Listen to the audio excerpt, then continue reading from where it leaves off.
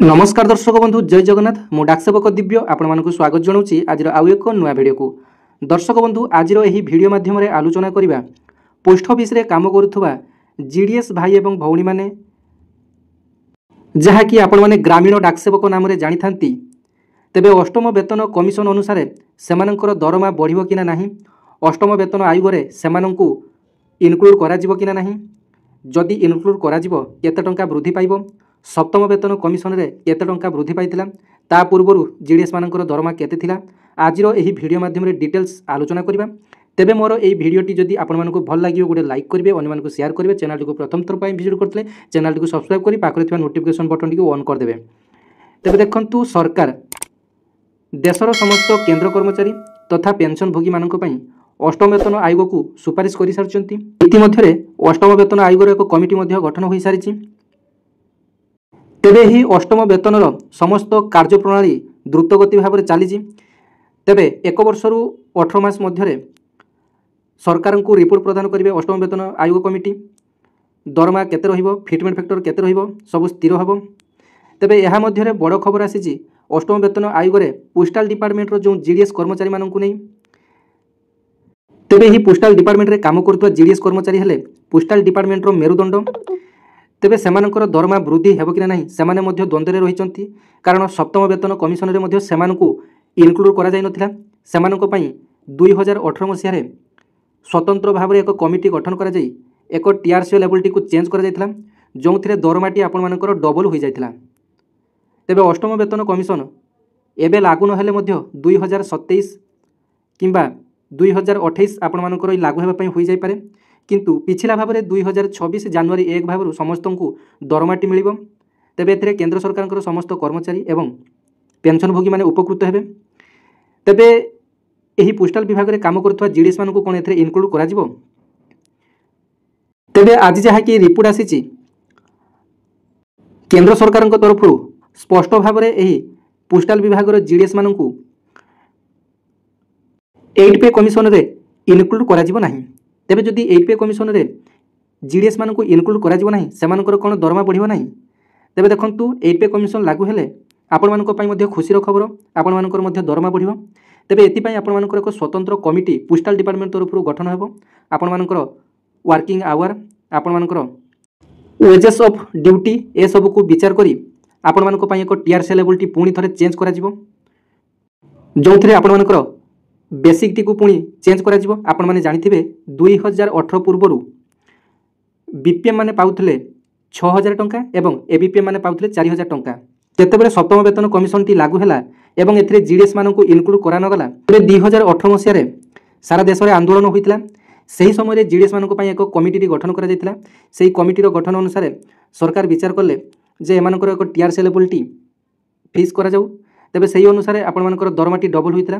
जो बीपीएम माने पाउथले 6000 सेमानकर basic T को 12000 कर दिया गला। जो एबीपीएम बा डाकसेवक भाई भौणी पाउथले 4000 सेमानकर बेसिक टी को 10000 कर दिया गला। एही 8 पे कमिशन को नहीं आज सरकार तरफ एक प्रतिक्रिया आसी जहा कि आपण माने जानिबा निहाती आवश्यक। देखंतु सेटा आपण मानकर हिंदी रे अछि, आपण मानको मु बुझाई देउछि। 8 पे वेतन आयोग में जीडीएस को शामिल नहीं किया जाएगा।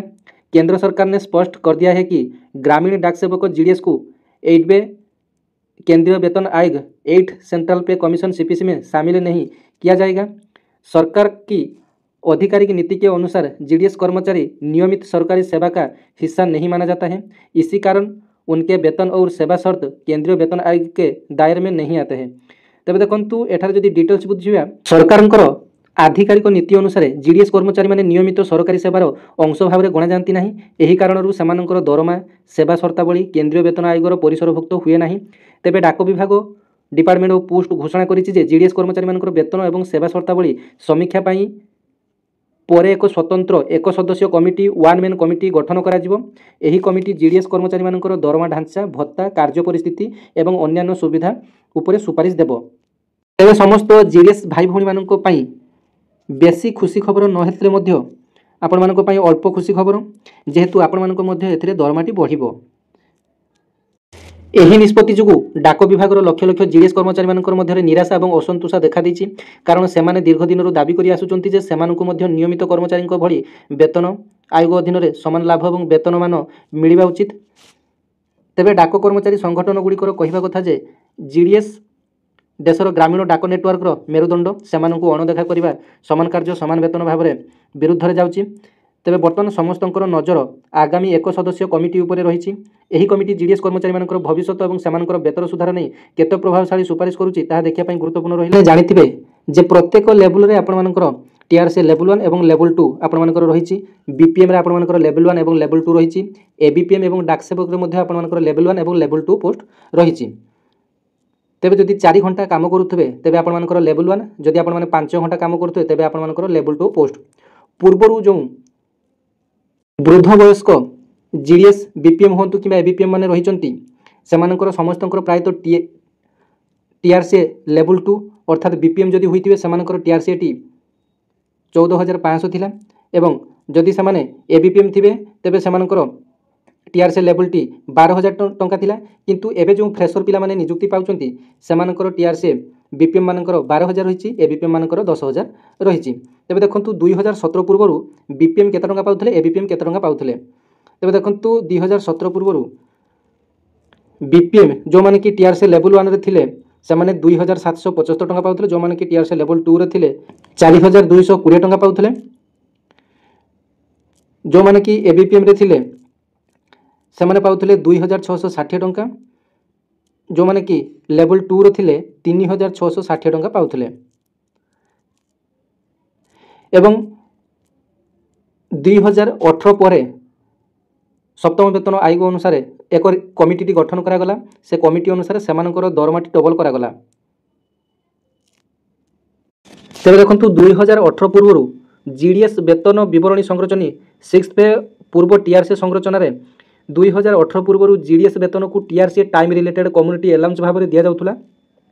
ତାହା ସେବା 3 ଘଣ୍ଟା, 3 ଘଣ୍ଟା 45 ମିନିଟ୍, 4 ଘଣ୍ଟା, 5 ଘଣ୍ଟା ଇତ୍ୟାଦି ପୋଷ୍ଟର ଭିନ୍ନତା ଉପରେ ନିର୍ଭର କରୁଥିଲା। ତେବେ ଆପଣମାନେ ଦେଖିଦିଅନ୍ତୁ ଏଠାରେ ଆପଣମାନଙ୍କର ଟିଆର୍ସି ସ୍ଲାବ୍ ପୂର୍ବରୁ କେମିତି ଭାବରେ ଥିଲା।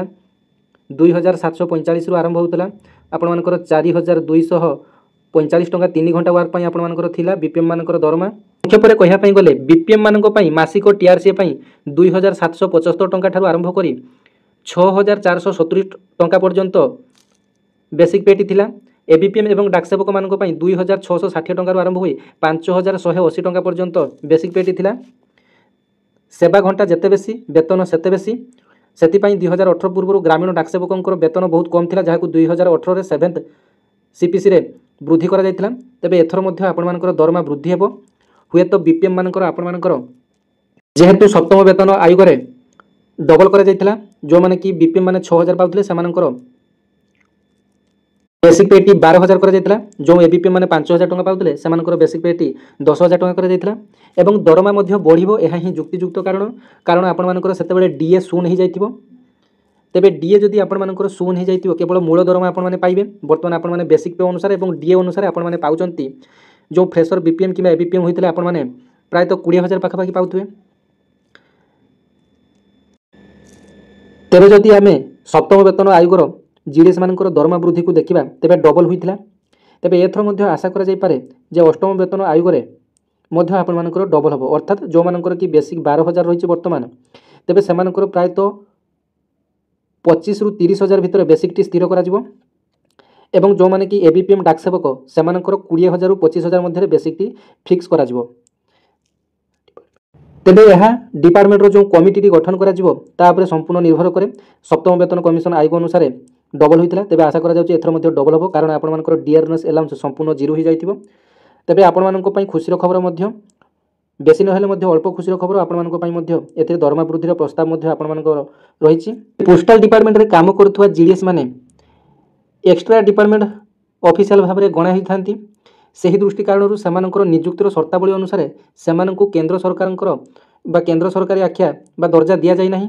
କାରଣ ଯଦି ତାଙ୍କୁ 8 ପେ କମିଶନରେ ଇନକ୍ଲୁଡ଼ କରାଯିବ ତେବେ ସେମିତି ମଧ୍ୟ ତାଙ୍କୁ ହାଉସ୍ ରେଣ୍ଟ, ଅନ୍ୟାନ୍ୟ ସମସ୍ତ ସୁବିଧା ଯେମିତି ସରକାରୀ କର୍ମଚାରୀମାନେ ଯେମିତି ସ୍ୱତନ୍ତ୍ର ସୁବିଧା ପାଉଛନ୍ତି, HRA, TA, TPA ଏସବୁ ଆପଣମାନଙ୍କର ସୁବିଧା ଦେବା ପାଇଁ ପଡ଼ିବ। ତେବେ ସରକାର ସେହି ଦୃଷ୍ଟିରୁ ମଧ୍ୟ ବିଚାର କରୁଛନ୍ତି ଯେ ଜିଡିଏସ୍ ମାନଙ୍କୁ ଏକ ଟିଆରସି ଲେବୁଲ ଟି ବଢ଼ାଇ ଦିଆଯିବ। ଯାହା ଫଳରେ ମଧ୍ୟ ଆର୍ଥିକ ବୋଝ ସରକାରଙ୍କ ଉପରେ ବେଶୀ କିଛି ପଡ଼ିବ ନାହିଁ। ଯଦି ସପ୍ତମ ବେତନ କମିଶନକୁ ଲକ୍ଷ୍ୟ କରିବା ତେବେ ଦରମା ବୃଦ୍ଧି ହୋଇଥିଲା, ଏବେ ମଧ୍ୟ ଅଷ୍ଟମ ବେତନ ଆୟୋଗରେ ମଧ୍ୟ ଦରମା ବୃଦ୍ଧି ହେବ, କିନ୍ତୁ ଆପଣମାନଙ୍କୁ ଅଷ୍ଟମ ବେତନ କମିଶନରେ ସରକାରୀ କର୍ମଚାରୀର ମାନ୍ୟତା ଆପଣମାନଙ୍କୁ ମିଳିବ ନାହିଁ। ଆପଣମାନଙ୍କ ପାଇଁ ସ୍ୱତନ୍ତ୍ର ଭାବରେ ଏକ ଟିଆରସି ଲେବୁଲଟି ଚେଞ୍ଜ ହେବ, ଯାହାକି ଡିପାର୍ଟମେଣ୍ଟ ତରଫରୁ ଏକ ୱାନ୍ ମ୍ୟାନ୍ କମିଟି ଗୋଟିଏ ଗଠନ ହେବ। ତାପରେ ଆପଣମାନଙ୍କର ଟିଆରସିଟି ରିଭିଜନ ହେବ। ଯେମିତିକି 2016 ଜାନୁଆରୀ 1ରେ ସପ୍ତମ ବେତନ କମିଶନଟି ଲାଗୁ ହୋଇଥିଲା, କିନ୍ତୁ ଜିଡିଏସ୍ ମାନଙ୍କର ଦରମା 2018ରେ ଚେଞ୍ଜେସ୍ ଆସିଥିଲା। 2 ବର୍ଷ ପରେ ଜିଡିଏସ୍ ମାନଙ୍କୁ ସେମାନଙ୍କର କିଛି ମାତ୍ରାରେ ହକ୍ ମିଳିଥିଲା, ଯେମିତିକି ଦରମାଟି ବୃଦ୍ଧି ହୋଇଥିଲା। ଡାଇରେକ୍ଟ 2 ଗୁଣ ଆପଣମାନଙ୍କର ବେସିକ୍ ପେରେ ଚେଞ୍ଜେସ୍ ଆପଣମାନେ ଦେଖିବା ପାଇଁ ପାଇଥିଲେ। ପୂର୍ବରୁ ଯେଉଁ ଜିଡିଏସ୍ ବିପିଏମ୍ ଏବଂ ଏବିପିଏମ୍ ମାନେ ଥିଲେ ସେମାନଙ୍କୁ ପଚାରିବେ ଆପଣମାନେ କେତେ ଟଙ୍କା ଲେଖାରେ ଦରମା ଷ୍ଟାର୍ଟ କରିଥିଲେ। ଏବେ ଆପଣମାନଙ୍କ ପାଇଁ ମଧ୍ୟ ଖୁସିର ଖବର ଯେ ଆପଣମାନଙ୍କର ମଧ୍ୟ ବେସିକ୍ ପେଟି ଚେଞ୍ଜେସ୍ ହେବ। ବିପିଏମ୍ ହୋଇଥିଲେ ଆପଣମାନଙ୍କର 25,000 ରୁ 30,000 ବେସିକ୍ ପେଟି ଆପଣମାନଙ୍କର ରହିବ ଏବଂ एबीपीएम होता है 20,000 ରୁ 25,000 बेसिक पे रहा आपंकर डीएटी पुणी आपर प्रथम बढ़ी बढ़ी चलो जो मैंने कि बर्तमान इनक्रिमेंट पाई से दरमा बहुत वृद्धि हो जाकर मूल दरमा सहित इनक्रिमेंट मिसिब। तेबे यहाँ थी आपर अष्टम वेतन कमिशन को नहीं बड़ अपडेट जीडीएस मान दरमा मिल किंतु से सरकारी कर्मचारी मान्यता मिल ना। यहाँ डिपार्टमेंट तरफ आपण मानकर जितेबाला जॉइनिंग करुँच आपर निजुक्ति रिक्वायरमेंट क्राइटेरिया लिखाई आपने सिविल सर्वेंट आपने सिविल सर्वेंट हक आपने मागिपारे ना जहाँ किसी रिक्वायरमेंट गाइडलाइन थिला। तेबे यहाँ थी आपर डिटेल्स अपडेट। जदि वीडियो भल लगे गोटे लाइक करेंगे, शेयर करेंगे। धन्यवाद। जय जगन्नाथ।